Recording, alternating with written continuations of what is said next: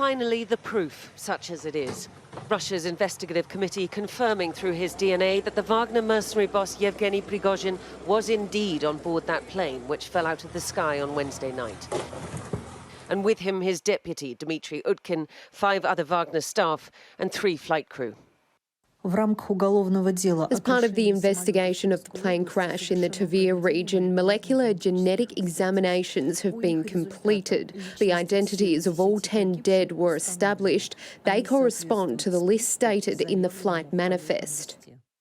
Why Prigozhin had chosen to fly with his top command altogether is just one strange detail in so many that will remain unexplained.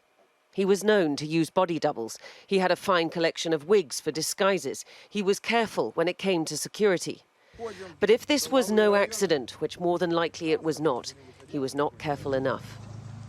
So far, the only comments from the president were these from Thursday night, a move away from the post-mutiny traitor label, but not all that gracious either. He was a man of difficult fate, and he made serious mistakes in life.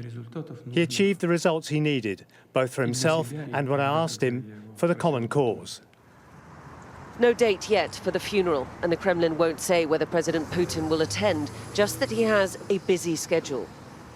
And that will mark the end of an extraordinary story. Before the war, Prigozhin would sue any journalist who even associated him with Wagner. Now he must be the most famous, most written about mercenary leader of all time. The victim, finally, of his own ambition.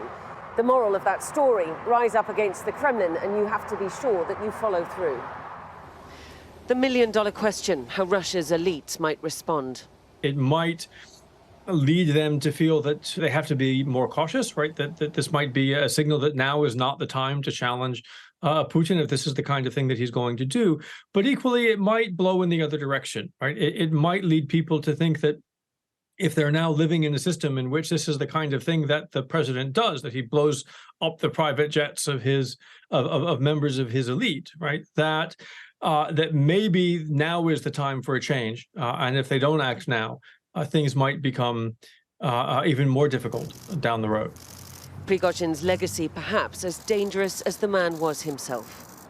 Diana Magnay, Sky News, Moscow.